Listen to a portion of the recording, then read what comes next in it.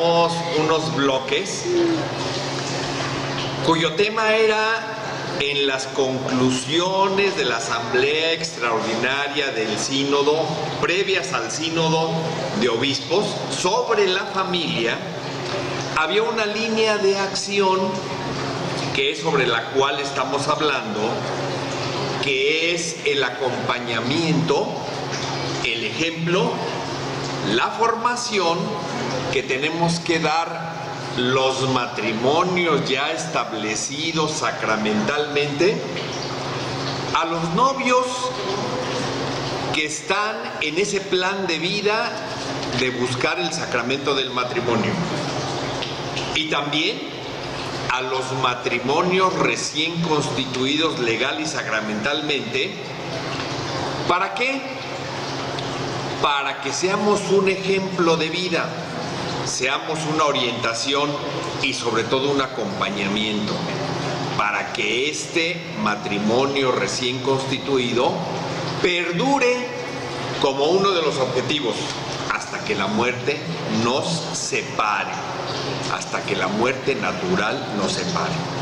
Y entonces tomamos como referencia, vuelvo a hacer esta misma referencia, un estudio que hizo la psicóloga Carmen Serrat Valero, madrileña, sobre las causas o las 13 verdades más frecuentes por la que los matrimonios no llegan a feliz término.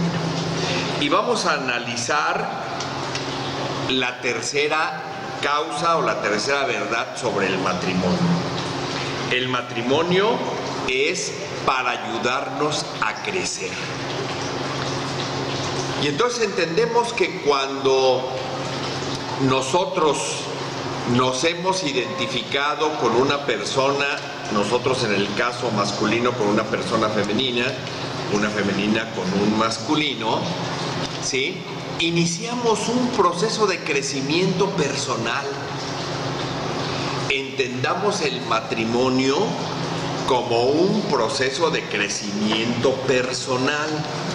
Y cuando hablo de crecimiento personal, hablo de la posibilidad de ser mejores personas en nuestra manera de comportarnos, ¿sí? De ser mejores personas en nuestra manera de comportarnos, y entonces entendemos que ese comportamiento, cuando lo hago frente a la persona a la que le profesé mi gran amor, cuando lo hago a la persona a la que le profesé mi gran proyecto, una de las decisiones más trascendentes de mi vida, que es invitarla a formar parte de este matrimonio, y después cuando los hijos llegan a formar parte de la familia, pues entonces el comportamiento que debo de tener es el mejor comportamiento, porque es la persona que más amo. ¿Y cuántas veces en la vida cotidiana del matrimonio o en la vida cotidiana de la familia los malos modos son los que imperan? ¿Cuántas veces en la vida de la familia, siendo la persona con la que supuestamente tengo un proyecto trascendente y más amo, tengo las mayores desatenciones? Tengo las mayores descalificaciones y, en un caso nada deseable, las mayores agresiones. Entonces, algo que me debe de invitar a reflexionar es que si el proyecto de vida conyugal es la ayuda mutua en la tarea matrimonial y en la tarea familiar, ¿para qué? Para ser mejores personas. Bueno, debemos de entender que el ayudarnos a crecer requiere que vayamos creando un ambiente, como hemos dicho en otros programas, del círculo virtuoso. Un ambiente de paciencia, un ambiente de tolerancia, un ambiente de optimismo, un ambiente de comprensión. Y cuando hablamos de paciencia, es aquella virtud que nos hace no actuar impulsivamente. Cuando hablamos de tolerancia, es aquella virtud que nos hace quizá en nuestro interior no pensar igual, ¿sí? Pero no reaccionar violentamente. Quizá en nuestro interior nos hace no pensar igual, pero de una manera inteligente y discreta no hacemos lo que la otra o la persona o institución nos exigen. Y hablar de tolerancia también es manifestar nuestra manera de pensar de una manera inteligente. Cuando entendemos que el matrimonio es un crecimiento conjunto, entonces entiendo que a medida que pasan los años, voy conociendo más a mi esposa y mi esposa me va conociendo más a mí. Y entonces en ese conocimiento profundo, hay veces que el lenguaje no verbal llega a dominar la situación de convivencia familiar y conyugal. ¿Qué quiere decir esto del lenguaje no verbal? Hay ocasiones en las que se llega a comentar que los esposos, con el avance de la edad, nos vamos pareciendo. Y no es que a los esposos nos crezca el pelo y se nos rice y nos crezcan otras partes, no. No es que a mi esposa le vaya a salir barba, no. Quiere decir que nos conocemos ya tan puntualmente que por la expresión entendemos el sentir de él o de ella. Y entonces, llegar a este punto de entender por la expresión el sentir nos lleva al grado de que tenemos que incrementar la comunicación y darle un tiempo específico exclusivamente para comunicarnos. Fíjense, el uso del tiempo en la vida cotidiana no puede ser producto de lo que nos sobre. Tiene que ser producto de la organización en el uso del tiempo. Si nosotros como esposos queremos incrementar en nuestra relación conyugal la comunicación, pues démonos un tiempo específico. Subráyenlo. Específico para esto. ¿Cuál es el tiempo específico para esto? Cuando no hay interrupciones de los hijos, del trabajo cotidiano de la casa, cuando expresamente el esposo le dice: esposa mía, te voy a invitar a cenar unos tacos si ustedes quieren. Y después de esto, platicar el tema que les surge. Y el tema que les surge puede ser la dinámica cotidiana de la vida familiar, el manejo del presupuesto, los estudios de los hijos, las broncas de los hijos adolescentes, la universidad, el ahorro en el gasto de energía en casa. Vaya, una serie de temas, pero algo que nunca debemos de dejar de hacer los esposos es platicar entre nosotros. Y otra sugerencia para el crecimiento en la vida conyugal es que platiquemos de algo específico y que dejemos esa libretita de facturas por cobrar de lado y no aprovechar la primera oportunidad para echarnos en cara cualquier situación que nos tiene descontentos. Entonces, cuando se trate de una situación que nos tiene descontentos, hay que poner las condiciones para que la plática sea lo más fructífera posible. Cuando hay una situación que nos pone descontentos, hay que crear las condiciones para que no se desborde. Ejemplo, cuando hay una situación que nos tiene descontentos, nunca hay que discutirlo en casa. Es preferible discutirlo fuera de casa, porque así hasta nos va a dar pena el que nos vean airados.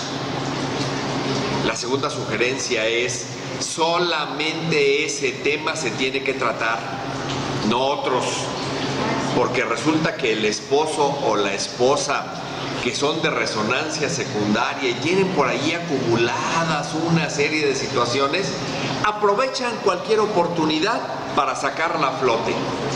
Entonces, cuando se trate de esto, hay que poner las condiciones, ¿sí? Vamos a tratar una situación escabrosa, la relación con mis cuñados, ¿sí?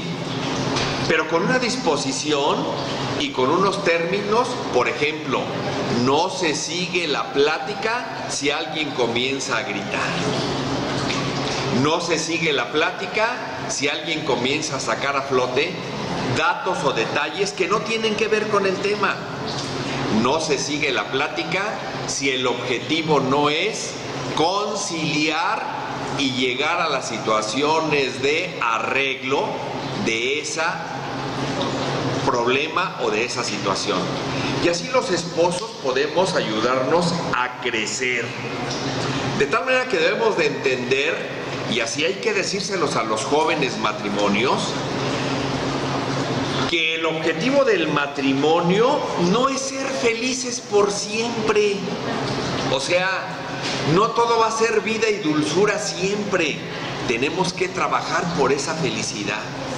No es por decreto el hecho de habernos casado que la felicidad se va a dar en automático, no. Tiene que ser producto del trabajo, producto de la disposición, producto del marco. Nos hemos unido en matrimonio para crecer. Otra situación que frecuentemente sucede en la vida matrimonial es que debemos de entender que el amor crece con el esfuerzo y con el tiempo. No es lo mismo la atracción física que sentimos en principio, no es lo mismo la perturbación amorosa que sentimos en principio, que el sentimiento de identificación, de ayuda mutua, de admiración que nos tenemos que tener los esposos. Cuando hablamos de que el amor crece con el tiempo y con el esfuerzo, es decir, debemos de darnos cuenta que tenemos que tener el amparo de los ejemplos de vida para este crecimiento. ¿Cuál sería el primer amparo del ejemplo de vida? Un gran ejemplo de amor que crece es el que Cristo nuestro Señor tiene con nuestra iglesia. ¿Cómo nace nuestra iglesia? ¿Sí? Nace de una pregunta expresa de nuestro Señor Jesucristo a San Pedro. Pedro, ¿me quieres? Sí, Señor, te amo. Y le pregunta 1, 2 y 3 veces. Y en la tercera respuesta, cuando instituye nuestra iglesia, le dice: apacienta mis corderos, apacienta mis ovejas. Ahí tenemos un ejemplo de lo que es el amor de fidelidad entre nuestro Señor Jesucristo y nuestra iglesia. Y luego, más adelante, le dice: tú eres Pedro, y sobre esta piedra instituiré mi iglesia, construiré mi iglesia, y las puertas del infierno no prevalecerán contra ella. Tenemos un ejemplo de vida, ¿sí? Otra razón por las que hay que crecer e irnos conociendo y llamándonos más los esposos en la medida que crecemos en tiempo, es un ejemplo sacramental. Cuando nosotros como esposos nos preocupamos por fomentar nuestra vida espiritual y la de nuestra familia, gozamos del beneficio pedagógico de la vida sacramental. ¿Cuándo es cuando yo me he encontrado con parejas en crisis y hay un factor común? El alejamiento que tiene la pareja de la vida sacramental. cuando los esposos nos alejamos de la vida de oración, cuando los esposos nos alejamos de la vida sacramental, perdemos un gran amarre de felicidad y de apoyo. Entonces, algo que nosotros tenemos que fomentarle mucho a los jóvenes matrimonios, es que no se alejen de la vida de oración ni de la frecuencia de los sacramentos de la confesión y la comunión. Y otra razón por la que nosotros tenemos que permanecer unidos y fuertes en el matrimonio es que hemos hecho un compromiso responsable ante nosotros mismos y ante la sociedad. Todavía tiene que prevalecer aquello que nuestros padres y nuestros abuelos dicen: la palabra de honor es el tesoro más preciado. Nadie nos hemos casado con una pistola atrás para decir que sí ante el sacerdote o ante la asamblea que está siendo testigo de nuestra decisión. Luego, entonces, lo que estamos haciendo en las separaciones y en los divorcios es un acto irresponsable porque voluntariamente nos pedimos en matrimonio y nos concedimos el sacramento. Luego, entonces, al romper esta relación, al caer en situaciones de infidelidad, lo que estamos haciendo es agrediendo primeramente a nuestra persona, porque estamos ahora sí que echando por los suelos nuestra honorabilidad al no respetar nuestra palabra de honor. Pero más aún, esto lo hacemos en público. O sea, no solamente se lo pido a él o se lo pido a ella, sino ante una asamblea constituida por nuestra familia, ante una asamblea constituida por nuestros invitados, nos comprometemos a trabajar y a luchar por nuestra vida matrimonial y por la creación de nuestra familia. Luego, entonces, tenemos que buscar ser responsables y asumir la consecuencia de nuestros actos en la toma de nuestras decisiones. De tal manera que entonces es importante que entendamos y orientemos a los nuevos matrimonios que cuando iniciamos la vida conyugal, ese ímpetu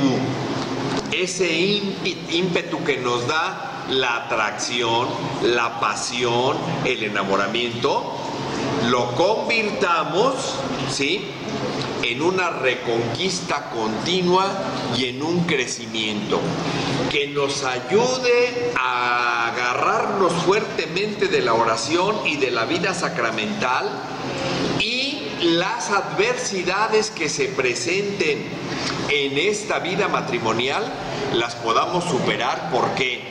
Porque tenemos el ejemplo de fidelidad de nuestro Señor Jesucristo a su iglesia, porque tenemos el ejemplo de fidelidad de nuestros padres, porque tenemos el ejemplo y el apoyo en la oración y en la vida sacramental, y porque responsablemente estamos asumiendo la consecuencia de la toma de decisión ante mi esposa o ante su esposo. Y esta toma de decisión fue ante una asamblea. Luego, entonces, estos fundamentos nos tienen que dar fuerza para que nos demos cuenta que el verdadero amor crece con el tiempo, producto de la decisión. ¿Y para qué hacemos esto los padres de familia? Para que el mundo crea. No me quiero despedir sin antes hacer reiteradamente otra vez la invitación para que compren sus boletos y estén en el concierto que la hermana Glenda por primera vez va a dar aquí en la ciudad de